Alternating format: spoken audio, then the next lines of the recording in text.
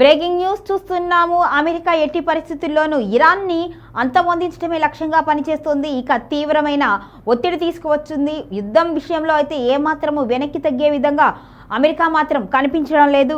మధ్యప్రాచ్యంలో ఉద్రిక్తతలు మరింత తీవ్రతరం అవుతున్నాయి. అమెరికా అధ్యక్షుడు డొనాల్డ్ ట్రంప్ ఆదేశాలతో ఇరాన్పై అమెరికా దాడులు మరింత తీవ్రతరం చేస్తున్నట్లుగా అంతర్జాతీయ మీడియాలో వార్తలు వెలువడుతున్నాయి. ముఖ్యంగా ఇరాన్ సైనిక సామర్థ్యాన్ని బలహీనపరచడమే లక్ష్యంగా అమెరికా నేవీ, ఎయిర్ ఫోర్స్ సంయుక్తంగా భారీ స్థాయి ఆపరేషన్లు నిర్వహిస్తున్నట్టుగా సమాచారం.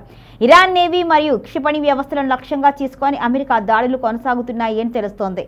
ఈ దాడుల్లో అత్యంత శక్తివంతమైన బాంబర్లను అమెరికా రంగంలోకి దింపింది. ముఖ్యంగా B-2 స్పిరిట్ స్టైల్ బాంబర్లు ఉపయోగించి ఇరాన్ బాలిస్టిక్ మిసైల్స్ లాంచర్ కేంద్రాలపై దాడులు జరుగుతాయి అని సమాచారం తెలుస్తోంది. ప్రపంచంలోనే అత్యంత ఆధునిక స్టెల్త్ టెక్నాలజీతో రూపొందించిన ఈ బాంబర్లు రాడర్లకు కనిపించకుండా లక్ష్యాలను ఛేదించే సామర్థ్యం కలిగి ఉంటాయి. దీంతో ఇరాన్ కీలక సైనిక స్థావరాలపై భారీ విధ్వంసం జరగనున్నట్టుగా వార్తలు వినిపిస్తున్నాయి. ఇక అమెరికా నేవీకి చెందిన యుద్ధ విమానాలు కూడా ఈ ఆపరేషన్లో కీలక పాత్ర పోషిస్తున్నాయి. ముఖ్యంగా FA-18 సూపర్ హెర్నెట్ యుద్ధ విమానాలతో అమెరికా ఇరాన్ సైనిక లక్ష్యాలపై వరుస దాడులు కొనసాగిస్తుంది. ఈ విమానాలు 24 గంటలు యుద్ధ ఆపరేషన్లలో పాల్గొంటూ ఇరాన్ సైనిక స్థావరాలు, క్షిపణి నిల్వ కేంద్రాలను లక్ష్యంగా చేసుకుంటున్నట్లుగా సమాచారం.